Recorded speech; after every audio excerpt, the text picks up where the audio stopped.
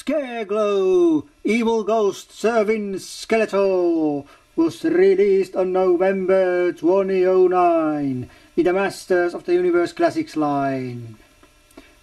And here he is in his ghostly scariness, Scareglow. And this figure, Scareglow, comes in the regular standard Masters of the Universe Classics package. Well, some fans were not so lucky. They got him with faker insert or the original on the bubble or something like that. But those were in the minority and only isolated incidents. So yeah. Well, there is one difference to other packages, and it's here. It's the picture that says this figure glows in the dark. It's this figure's action feature, which I'll try to demonstrate later in the review. But well, let's take this quick look if you have not seen it before. So this is the package from the front, and this is package from behind.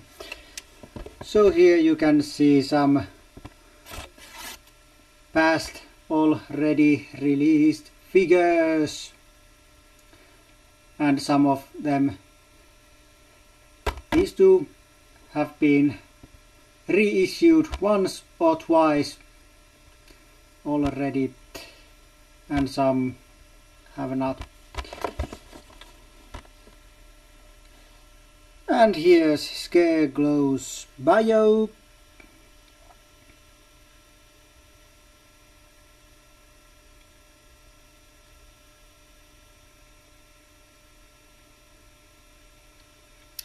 Okay, and Mr. Evil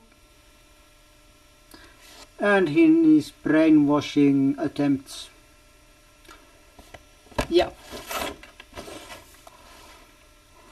looks very great in the package, but let's take the opened Scareglow here and we continue with him.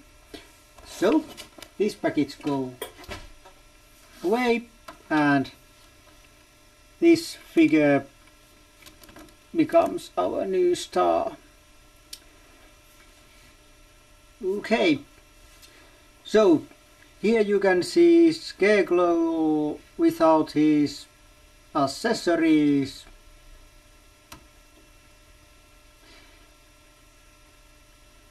And as you can see, this figure is painted like a skeleton, or it's painted like these white parts. Well, not really white, they are, well, kind of white or colorless. Parts are should be like bones, and these dark parts are parts that kind of do not exist. Well, at least if this were a real skeleton, no skeleton, but skeleton. And this figure has been casted mostly from the no translucent but glow in the dark plastic. This white or colorless parts, and these black parts are paint. so it's not painted glow in the dark, but it's made from the glow in the dark. Of course, parts like his boots and feet are not from this plastic, they are made this different or colored plastic.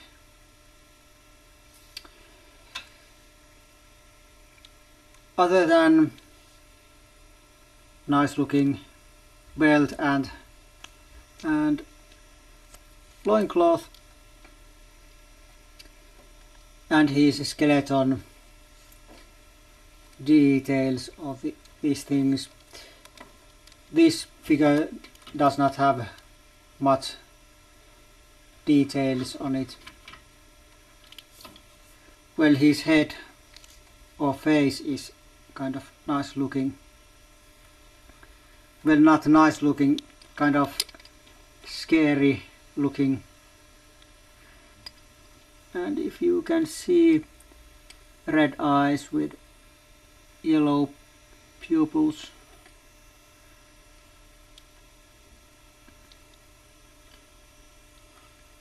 And crack on the skull. And his details do continue on the back and even inside the joint, also here, which is a very nice thing.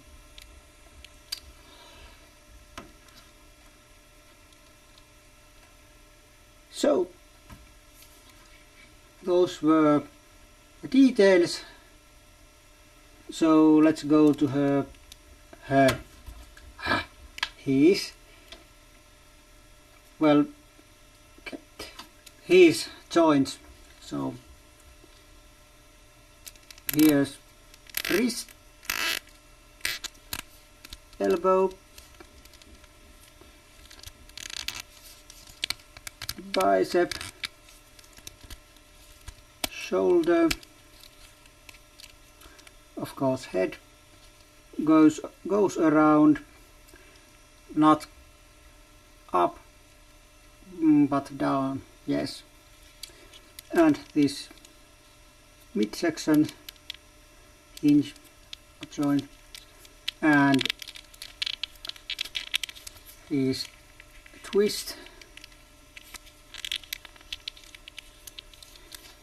legs go, well, not very far, a little bit more on this direction, and they do rotate like this, like on all male figures. Then there is a knee and the boot. Well, it really doesn't turn, and ankle and side to side.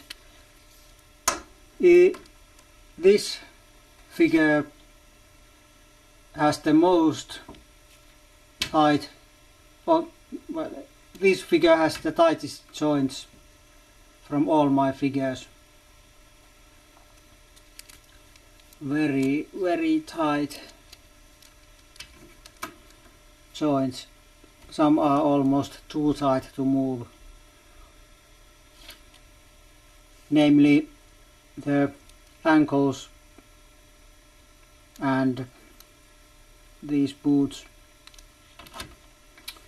and waist is kind of almost stuck also.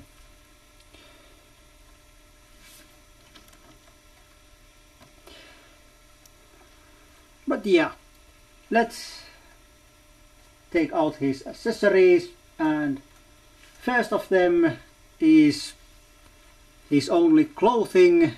He has the cape, and very nice looking cape it is. High collar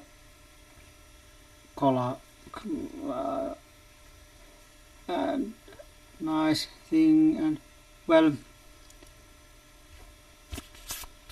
paint is, even the paint job is not very boring.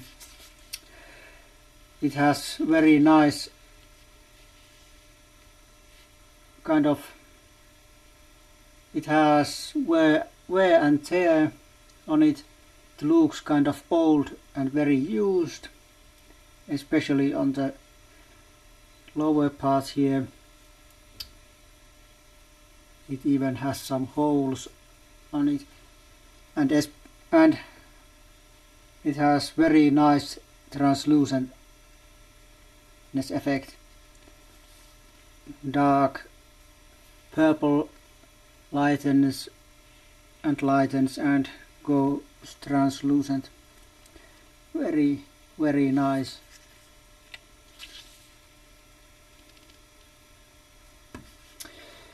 And I like this cape also because you can put it on without taking the head off. Like I've said before, those kind of capes and armors and things I do like. Taking the cape off is a little bit harder. It's not very hard, but it's, well, you have to be a little bit careful not to break this part here. Some fans have reported that this part, which is very thin, has been broken on their figures when putting on or taking off the cape. Okay, that was the cape. Then there is accessory or weapon, well, accessory number 2. The Scythe of Doom. And yes, I do not know that this is more kind of axe and not scythe, but since it's named Scythe of Doom, that's what I call it.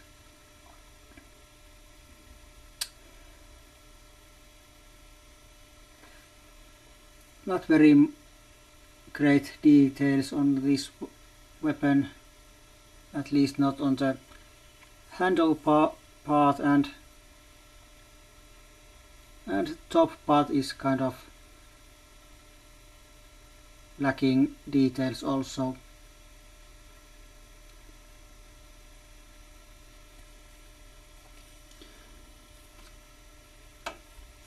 But the blade part does glow in the dark, so it's very cool. This seems to be a little bent. I don't know how it has happened, because it wasn't when I opened the figure. But of course I've had this figure over not over, but almost a year now, so